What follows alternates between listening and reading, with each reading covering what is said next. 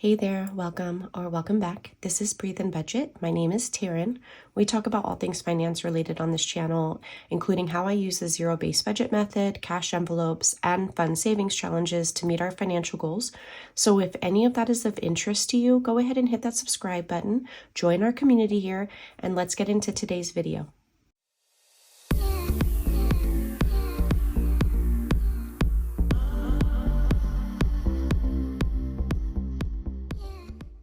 All right, you guys, so it's been a while since I've done what we call a budget with me. We're going to go ahead and just dive right in.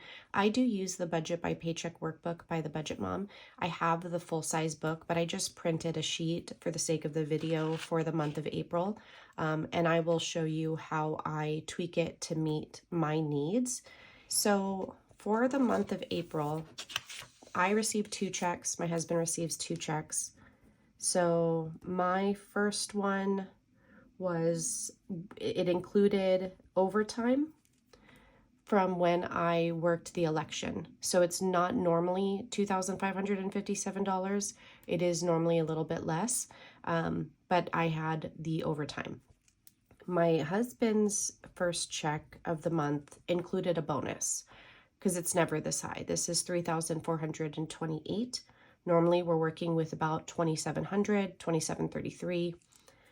My second check, I don't know what it's going to be. So what I like to do is I go for the lowest number that it could be, which would be $2,100.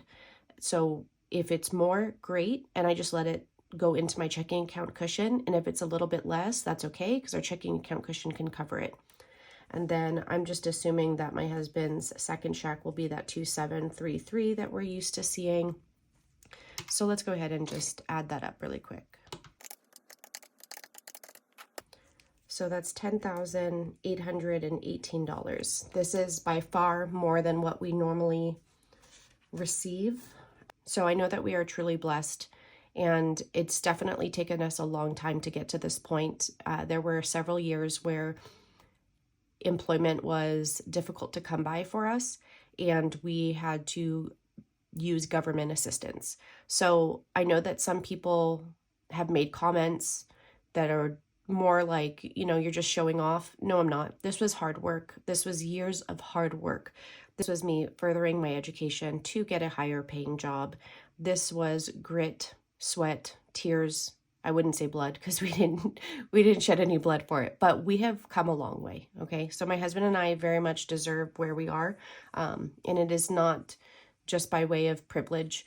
We have worked really hard to get here. So if you are in a lower income tax bracket, that does not mean that you cannot budget this way. It does not mean that you cannot meet your financial goals by saving or investing. Yes, you may have to increase your income by introducing alternate sources of income or consider changing jobs to one that pays you more. But that is everyone's own specific journey and something you'll have to figure out, just like we did. But in the meantime, you can use the steps of a zero-based budget and cash envelopes to fit your financial situation and to meet your specific financial goals. So let's get into it. So for time's sake, I'm going to just group all of our fixed expenses. I'm just going to literally label it fixed expenses. Okay, no date.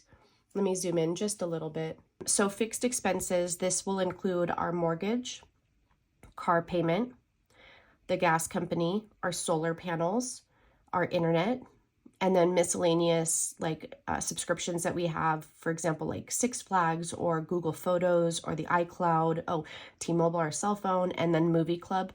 Those are just all on auto pay. We pay them every month. I don't consider them variable expenses because they're the same amount every single month. So that total is $2,149. And the gas, we have allotted this month $70 for it, but I received an email and it said that this month, our natural gas bill is going to include a credit of $73.41 identified as the California Climate Credit. So until the bill generates, I'm technically not sure what that will be. So if it winds up being $0, then I will just keep that money in the account and use it for next month's bill. What I did not include in my fixed expenses, although in my head I have made them a fixed expense because I pull the same amount every month, would be for our Edison, which is our electric company, but we don't pay them until the end of the year that we have, which for us it's July to July. So in July, they will tell us if we owe them anything. And basically why we would owe them is if we didn't generate enough with our solar panels. In the meantime, I'm going to go ahead and put $100 a month, and I've been doing that for the last 2 or 3 months, just so that I have money set aside for when that bill comes out. And then our trash and our water. So what I like to do is for each paycheck, I will put $20 away, because these are not billed monthly. Like trash is quarterly and water is every other month. So I want to be prepared for when that bill generates. I don't want to have to use the paycheck that is received within that pay period.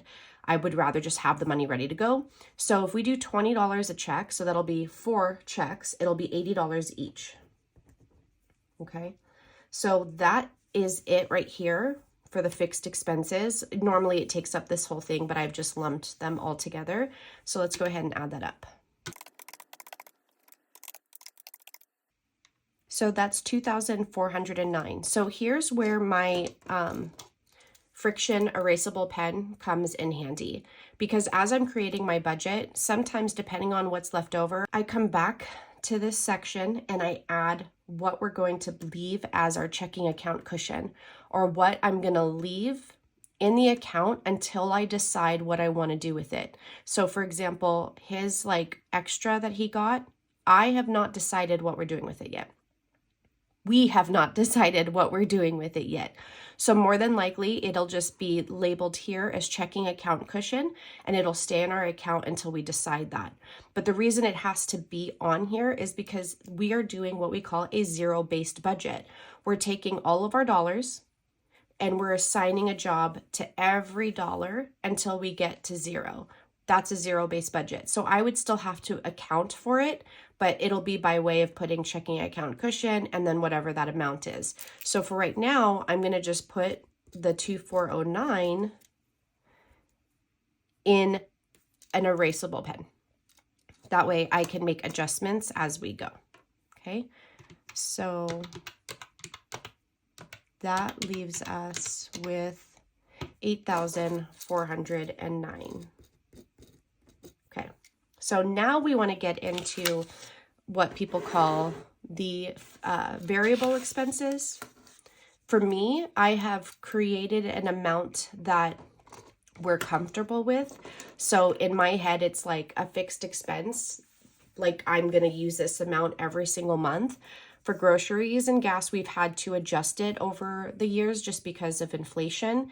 But right now we have a set amount. So groceries, that is going to get $1,100 for the month. So we are a household of 5. We are in California. We do our shopping primarily at Sam's Club, Trader Joe's, and then Walmart for a couple things that I just, for some reason, can't find at Sam's Club, and I can't find at Trader Joe's. But primarily Sam's Club and Trader Joe's. And we get a lot of produce, a lot of fruit in bulk because I eat like over 12 ounces of fruit a day and then over 20 ounces of vegetables a day, because I follow a lifestyle that I ensure that I get a certain amount of like protein and vegetables and fruit. So we have to have that on hand. So we do purchase a lot of produce, a lot of fruit. We do purchase our meat from Sam's Club. So we like to buy that in bulk and then, you know, store it in our deep freezer that we have. And then Trader Joe's, there's just certain things that, for example, kimchi. Let's just talk about kimchi. It is the only kimchi I have found that does not have sugar in it. It is delicious, by far the best tasting, and no sugar, because I don't eat sugar and I don't eat flour. and I get like my Ezekiel bread and tortillas. I can get that at Walmart or Trader Joe's. It really doesn't matter, but I prefer getting at Trader Joe's. So $1,100 has been working for us. I have considered increasing it, but for April, we're going to try to stick with the 1,100. I have a little over 200 in my grocery overage.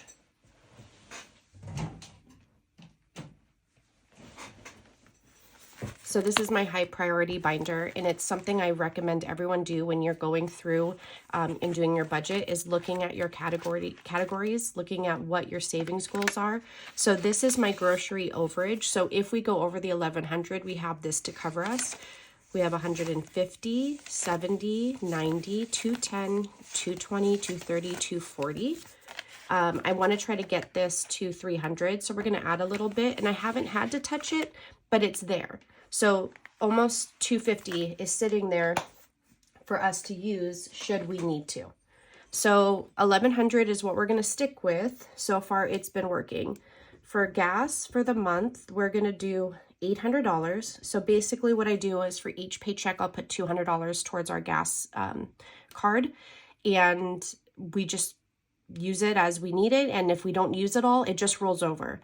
I don't necessarily track that. Like when I'm tracking my spending, I put that I spent $800 on gas, but there is generally rollover because I work from home. So I telework, the kids homeschool, and my husband's the only one that commutes sometimes, and it's not that far. And when I do go into town, whether it's to go to the bank or go shopping or, take the kids to taekwondo, this has worked for us. There was a point where our gas was so high in California that this was not enough. It was insane. I'm not going to lie. It was insane. But right now this has been working. So that's what we're going to stick with.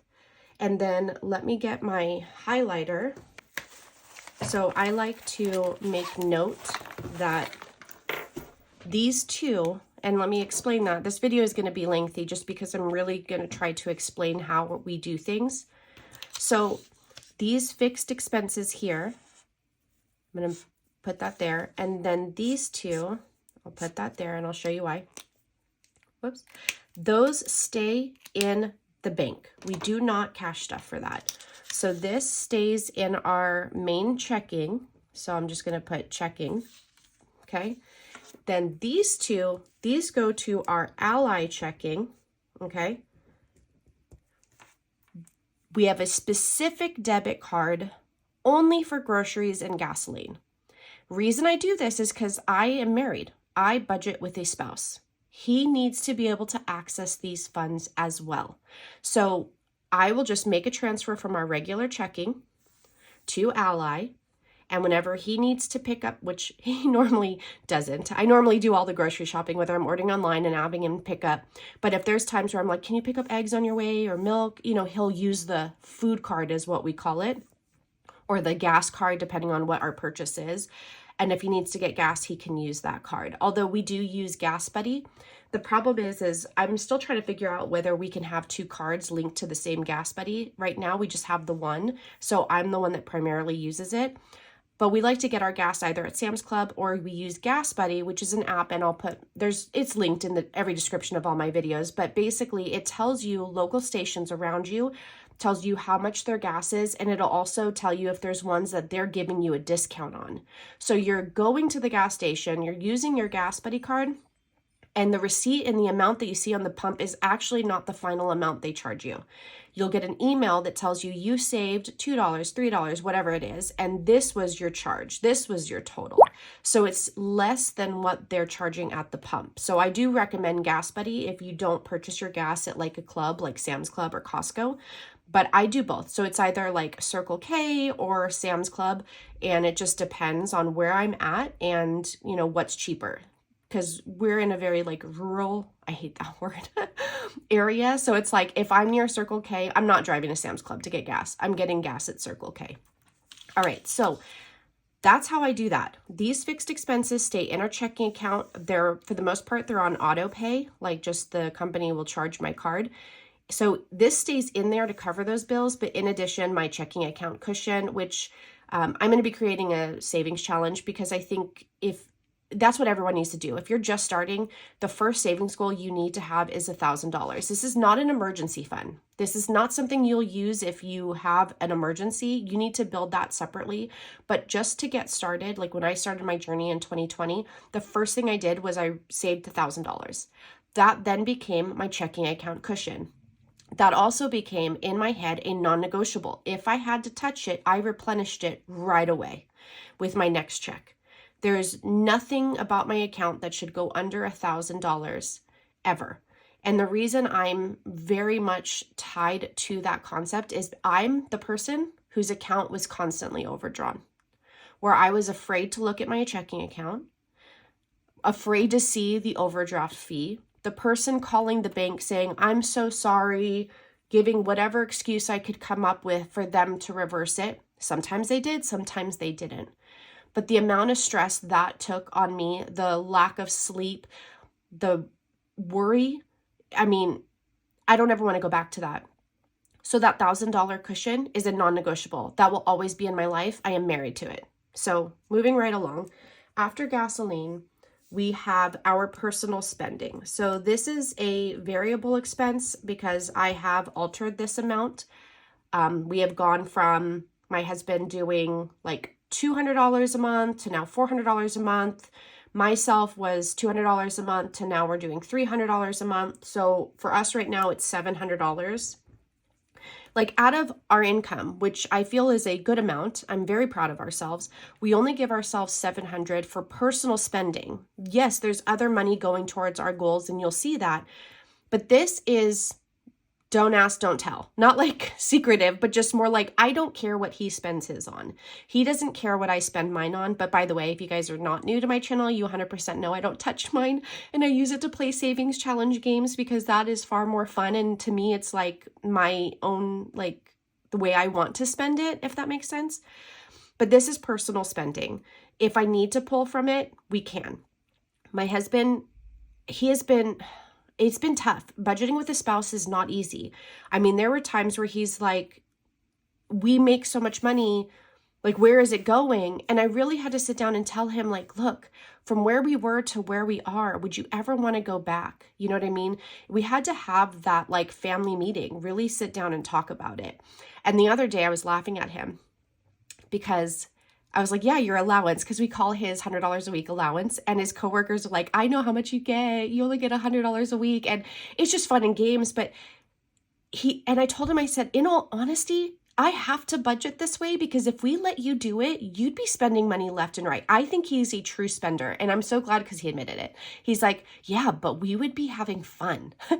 And I get it. I mean, he's the type of guy that would just come pick me up from work with a rental car. Why? He rented a car because he likes that car and he knows we're not going to buy it, so he's renting it for the weekend. That's like a few $100s. This is how we were living, like when we had no business living that way. I'll be very honest. I think that when you are struggling financially, there are just certain things you have no business buying. Do I believe that we should be like restricting ourselves? No, because I do think that's suffocating and I think that would derail progress, which is why we allot spending, which is why I put money towards my nails. This is why we put money towards dining out, because if it's too restrictive, it's not feasible. It's not sustainable. But the way that he would spend, I was like, he'd be the person that when our vehicle registration came around, since we have 2 coming in the same month, and that's going to be like $700, $800, he'd be like, oh man, we have to use this paycheck and then we're only left with this little bit of amount. I don't want to feel that. I want to save a little bit each paycheck so that when that bill comes, we already have the money for it. And that paycheck that comes at the same time is open and free to use for other goals. So I hope that, and I'll go more into it, but that's what sinking funds are. It's you planning ahead. It's you putting money to the side for bills that you know inevitably will be coming. Why wait until the bill comes? To me, if someone could explain why you would want to do that, makes no sense. Even if the bill comes and it's a little bit less, or even if it's a little bit more, great. You could put that money back into your bank or use it for something else. Or if it's a little bit more, no big deal. You'll pull it from that paycheck, but at least it's not the whole amount. All right, so spending is going to get 700. Now I'm going to write them really quick and then we'll just talk about it really quick. All right. So these are categories that are in my essentials binder. And I also have matching envelopes in whatever wallet, or bag that I carry that day. That's just because some of these I will spend when I'm out and about. And no, I do not carry all the cash on me. This will stay home in our fireproof safe, which I recommend if you're going to do the safe, make sure it's fireproof, because that would be a really big concern for mine. We have an extremely good alarm system, a lot of cameras. I'm not worried about that aspect of it. We're very cautious and we're very safe. And I would recommend using placeholders and depositing into high yield savings account and not keeping so much cash.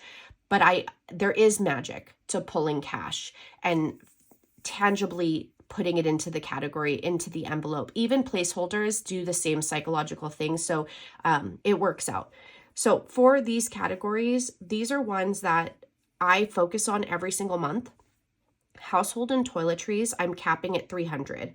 So this month, my goal was to try to get it to a full 300. But if you watched my first cash stuffing, I didn't quite get, I think, toiletries there, or household, one of those, because I had used a little bit, but it's okay. We're putting a significant amount. Like household, I'm throwing 170 because I wanted to get that to the 300. Toiletries, 45, because we had more in toiletries than we did in household. Basically, if I get these to 300, I will not add to it the following month. I will only start to add to it once I start spending from it. So let's say the toilet paper deal at Sam's Club that y'all know I love, when they give like the $3 coupon off, I'll buy 2 packs versus 1, and I will pull that from here. And then the next month I will replenish that back up to 300. So I just feel like 300 was a good number, because if we wound up needing to go get a whole bunch of cleaning supplies, or like everyone needed deodorant or shampoo, $300 would cover it. Granted, our items are a little bit more expensive for toiletries because I do not use products that don't rate at least an 80 or above on the Yucca app. I'll put like an image somewhere and I'll link it down below. But if it doesn't rate 80 out of 100 on that app, we don't use it.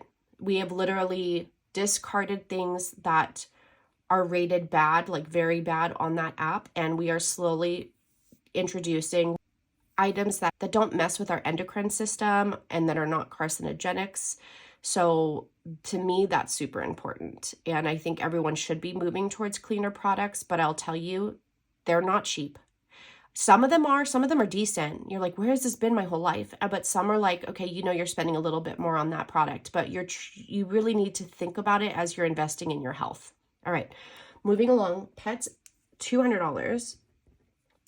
And I had to really work on my pet envelope because it was just one envelope at one point. I have now moved to a binder with different categories for the different animals, because we have like a zoo. We have like dogs, cats, reptiles, koi fish, goldfish, like all the things. Oh, and like they're lobsters or crawfish. I don't know. Like they look like mini lobsters to me, but my daughter calls them her crawfish. But we just have a bunch of animals, and I need to know that we're saving enough to meet all of their individual needs. So $200 a month right now has been working. I won't need this much going forward because I've been able to like fund certain envelopes ahead of time, so like I could like take a break on it or reduce that, if that makes sense.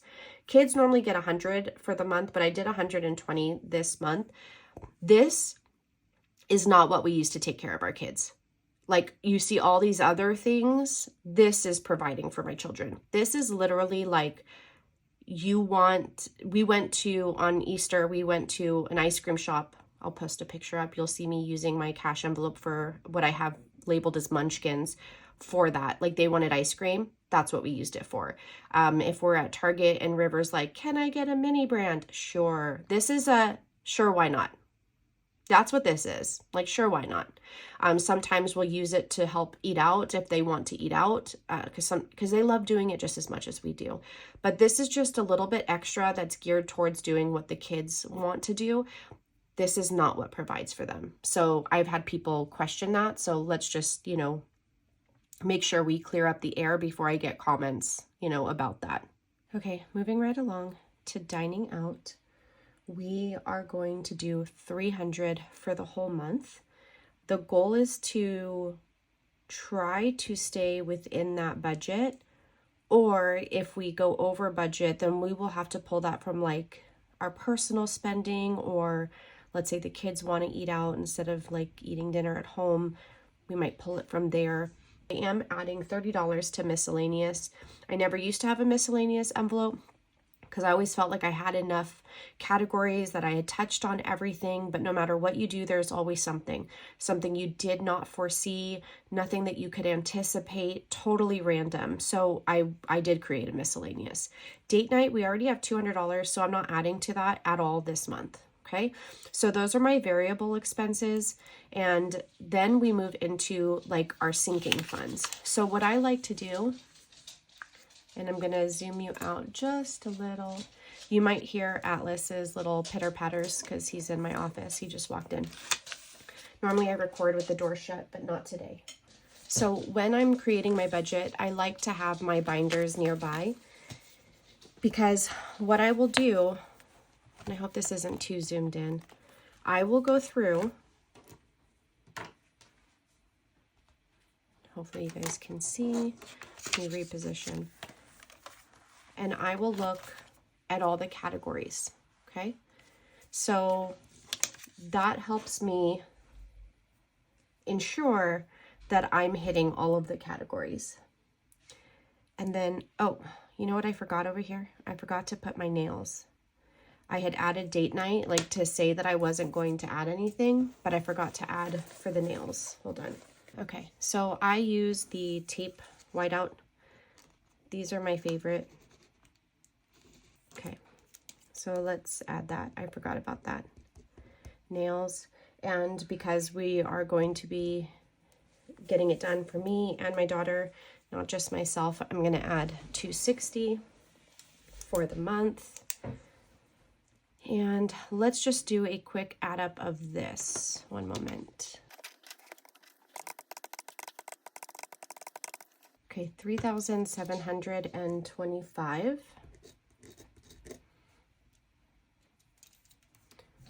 Let me see. Perfect. Okay. So then that means we have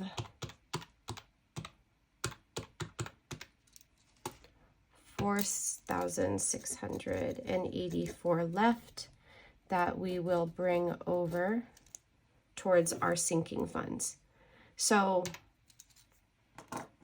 then what I do is I look at my categories and I make sure that I'm hitting all the ones that I need.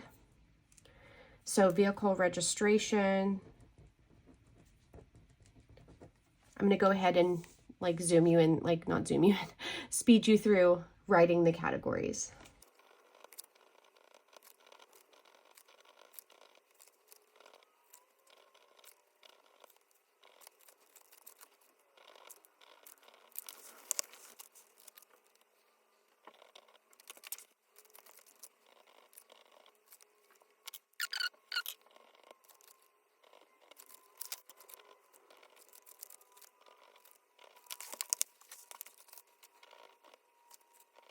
And I'm going to take this out for Easter because it was fully funded for this year. Now we're going to start saving for next year, so that needs to leave.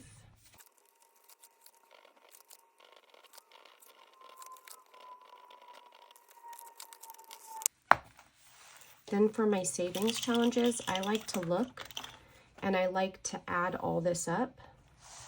And I want to make sure that I include that.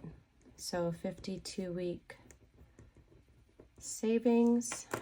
So we will need to save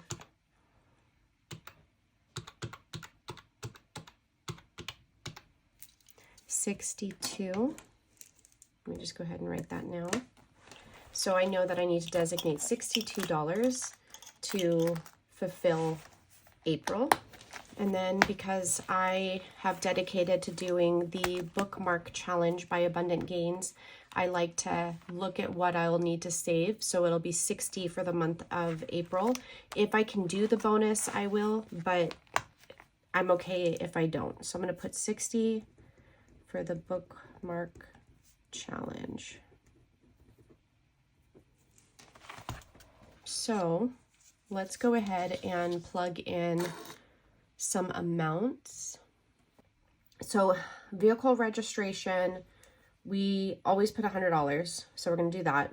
Okay, vehicle maintenance, $200. We're trying to get this one to $2,000. We already have $5,000 in the bank for our vehicle emergency, which would be bigger repairs. Vehicle maintenance would be like oil changes, new tires, windshield wipers, things like that. So I want to get that to $2,000 just so that when those things come up, we have the money to cover it.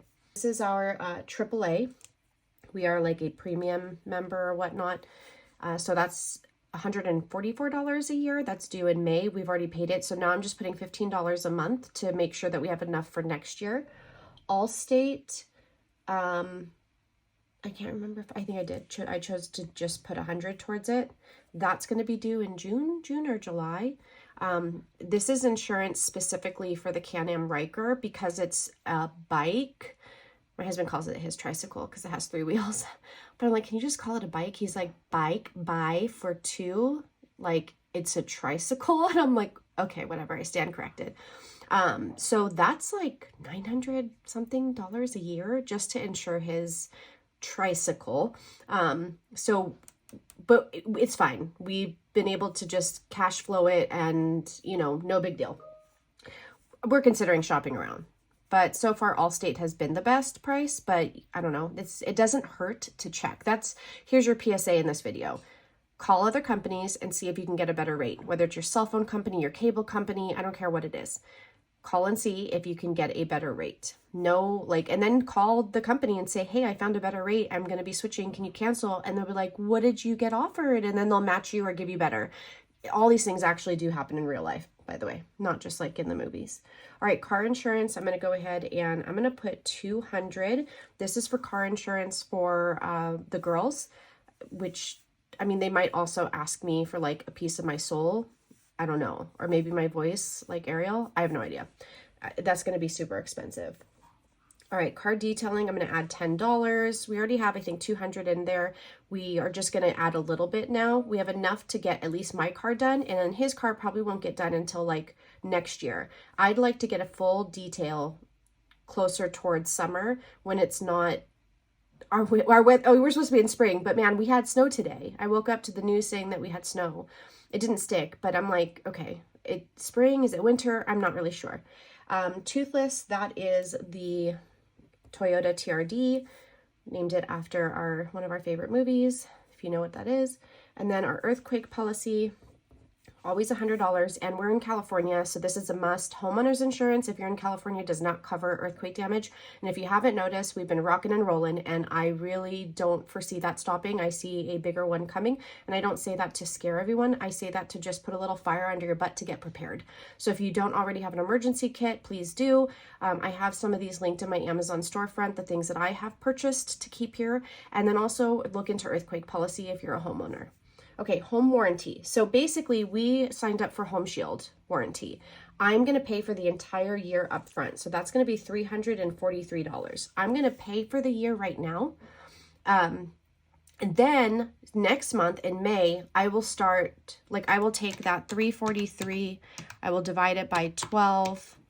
So probably $30 a month. Going forward, you'll see $30 a month. That way we're prepared for the next year. All right, home maintenance, that is a new envelope. That was basically, so we have our vehicle emergency, we have our home emergency. And then I realized we didn't have a home maintenance. So, I mean, this could be like one of our faucets. Oh, this actually is real life. Our shower head in our bathroom actually has a crack in it and is like like a small little spurt of water is coming out of the side. So I will probably have to replace our shower head. So this is where that would come from. So I realized I needed that. So that's a new envelope for us. Our alarm system, $10 a month. That's what we're putting towards it. Then we have our Roth IRA, which I'm going to put $200. Wellness, that's going to be $30 just to get it to where we would have enough for both Sky and I to purchase another 5-pack of our yoga classes. I figured, you know, we had other things that we really needed to tend to that I could lower that just a little bit. Grocery overage is going to get $20. I'm slowly trying to get that to the $300. Okay. And then seasons and vacation. we're going to do 200, and then I'll just figure out like how I will split that up. Kids clothing is going to get 200. Consider this like a back to school envelope, like what you guys would have if you had children. But for me, since we're homeschooled and we get funding through our charter school, really we just need their clothes. Then we have graduation. I'm going to go ahead and put $50. I've been putting like 20, but I want to throw a little bit more. And then between my husband and I, we're going to do 105. This will go into my clothing envelope as well as his work clothes. Okay, so let's just add some of these sections up. Normally what I like to do, because this says extra debt. So I had mentioned earlier how I just kind of set this up to like meet my needs. So that's fine. That says extra savings. So I just take that part out and I just put savings because I don't put anything extra to debt. I could do a debt confession video if anyone was interested, but honestly, it's just the house and the car. I could talk about it though. I mean, we have the solar panels, but I could also go into why I don't consider that debt. So, I mean, that's something I could entertain. I don't know. I haven't really given it too much thought, but let's go ahead and add this up.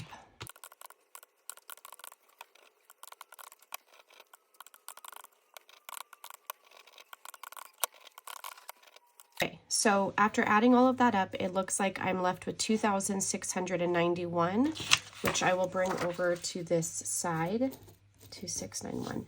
And if you haven't noticed, when I'm creating my like monthly budget, I don't actually use the cash denomination breakdown. I continue my categories on the back.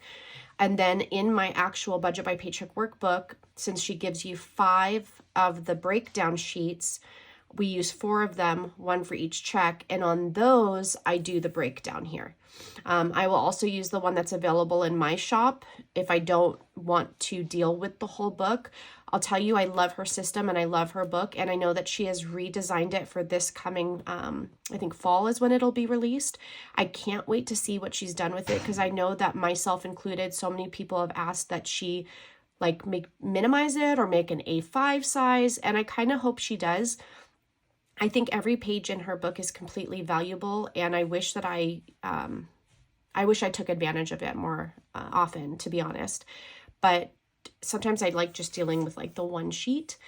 So that's why sometimes I'll print and then I put, you know, the final numbers into the book. So let's see for this side. Okay, I think that it's only going to go into the hair envelope, to be honest. So I'm just going to put $15. That's what I need to finish off for my hair appointment. That's actually going to be happening tomorrow. Today's Friday, tomorrow's Saturday, and that's when my hair appointment is. Streaming is just going to get $10. Amazon Prime is going to get $5. You guys might see me remove my Amazon Prime envelope because I was really thinking about it. Yes, I shop from Amazon for certain things for the house, but 90% of what I purchase is for my business. Like, you know, shipping supplies and things like that. I'm sure there's like other places I could purchase that stuff, but I think the amount that you would have to purchase as a minimum, forgive me, is way beyond my like small business scope. So I might start using my business money to pay for my Amazon Prime membership. So that might be gone. And then for all of these holidays, like I gave in my brain like an amount, but I might adjust it. So like for Valentine's Day for next year, I put 50. Like we already have some. We had rolled over 150 because we had 300 saved for this year. We only used 150. And let me see. So we have 150. These are prop money to represent the 150 in the bank. So 150, 60, 175. So if I add that 50, I'll be at 225. And then I could probably just start adding like $5-10 here and there to get it to like the 300. So yeah, so we'll just, and I may not even add the full 50. I might throw that into another one. And then for next Easter, I wanted to just go ahead and throw in 100. We definitely used all of the 300. In fact, I went into other categories for Easter because we wound up leaving the house thinking we were going to take pictures but the weather was so crazy and we had Atlas with us that we wound up actually going to a restaurant maybe about 45 minutes away that is dog friendly. But then when we got there, it was pouring rain and there was no patio covering. So we then went to another restaurant. They had patio covering and we said, would you mind if we had our dog with us? The manager was so awesome. And I'll put up a picture of Atlas. He was like, you guys can't sit out here. It's too cold. It's too wet. Come inside. And they let us go inside. Hardly anyone was there. It's Easter Sunday. It was like pretty much empty. So we had Atlas with us in the restaurant, which I think was really good, like exposure for him to get used to those things. Sorry, was interrupted by Atlas chewing on some wrapper, and I'm talking about how this was like good exposure for him to, like, you know, become more well-behaved and dealing with stressful situations. And here he is eating plastic. All right, so just moving on. Anniversary, I'm going to go ahead and add 100. Normally, our goal is usually 300 for things like this, but I want to try to take a trip away with him. We desperately need husband and wife time and not just Jay and Taryn or mom and dad, like spousal time. So Thanksgiving and New Year's, I basically just put 25 to each of those. And then Christmas is always, well, at least this year we did increase it, but it'll be 320 every month for the holidays. And then for River's birthday, we're going to go ahead and throw in 100. And then Harmony's birthday is going to get 100, but this is actually not going to be cash pulled. This is going to stay in the bank and go towards the trip that we're taking. So let me just make note, keep in account. Okay. And then we have our 52 week and our bookmark challenge. So let's go ahead and add this up. 972. Okay, so that's going to leave us with 1719. Yeah. Okay, so I will have to go back through because I wanted at least of this 500 to go towards savings, like savings challenges, right? Then I had thought we were going to do about a $475 cushion, 744 left. But then that bonus came in that we weren't anticipating. So that would pretty much leave us, I don't know if you guys can see that right there, 744. So again, if we don't know what we're doing with that money and we don't want to make an impulsive or abrupt decision, it's going to sit in the account until we decide. So let me just add this really quick because I know for savings, I wanted 500. So let's change that 972 to 1472. I love how this is these erase, like that is my favorite. 2691 minus 1472. So then that would leave us that 1219. And then if I leave 475 in our cushion, yeah, the 744. So let me just make note. We're gonna just leave the rest in the cushion. So 1219, which brings our, not balance, but our like dollars to zero. So that is what a zero-based budget is you take all the money that you have, every dollar, you assign it a job, and you keep assigning it until you have zero. For me, even if saying this amount is just going to sit in my account, that is its job. You don't have to spend all the money to get to a zero-based budget. If you're not sure what you want to do with that, or you don't know what your expenses are going to be, maybe something in your life is going on. Like for us, I don't really know how this whole air conditioner thing is going to work out, right? I think it's best that we just leave that in the account until we know more, until we figure it out. But I have given this 1219 a job, and that is to sit and look pretty in my checking account cushion for now. and that will bring us to that $0. So thank you guys for hanging out. Hopefully this, you know, helped you understand a little bit about like a zero-based budget and how to set up your budget. Granted, my income is going to vary from other people's, yourself, our bills, our priorities. But some things to consider is obviously what are your fixed expenses, the ones that you know are going to come out and are pretty consistent in the amount. What bills do you have that are not necessarily billed monthly? Could be quarterly, could be every other month. You want to prepare for those. Your fixed expenses, which would generally be like your groceries, your gasoline and household and stuff like that. And then your sinking fund. So a sinking fund is essentially something that you are planning ahead for. I know our vehicle registration is a must. I know that we should have money set aside to maintain our vehicles. Our roadside assistance is important. All the insurances that we have, warranties and things like that, our alarm system, investing, our wellness, extra groceries just in case, especially with the way that inflation is right now. And then comes like the fun stuff. We want to make sure that we're saving for family fun, for clothing as, you know, we change. I mean, I'm not necessarily growing, definitely not getting any taller. I'm 5 foot and nada, and I'm not getting anywhere, but, you know, weight has changed. And then, you know, some of our annual things, maybe, you know, some streaming platforms, a lot of these can be cut if needed, if we needed to go to a bare bones budget. Holidays are important too, because especially Christmas, most people will go into debt for Christmas. They will use their credit card. I've been cash flowing it for 4 years now. I think that is something that even if you start with one savings goal, one sinking fund, Christmas should be it. Birthdays, that's something to consider too, because these are usually holidays, especially as a parent, where you feel really guilty if you can't do more or can't do enough, or what your definition of enough is, which please don't do like the comparison thing, because honestly our children could care less about the things, well, unless you're like my children, who I don't even know. That's why we do experiences now for Christmas, and I do not give them things, because they need to start valuing like experiences and memories and things like that.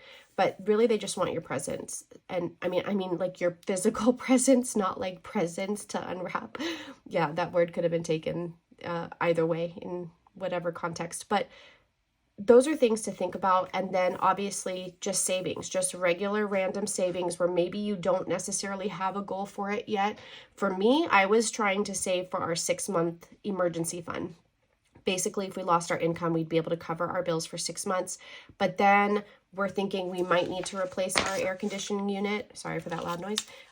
Which means the money that we have been saving and will be saving will be going towards that. So that'll delay that 6-month emergency fund a little bit. But, you know, life happens and I'm just here for the ride. So thank you guys for being here with me, and I will see you guys in the next video. Bye.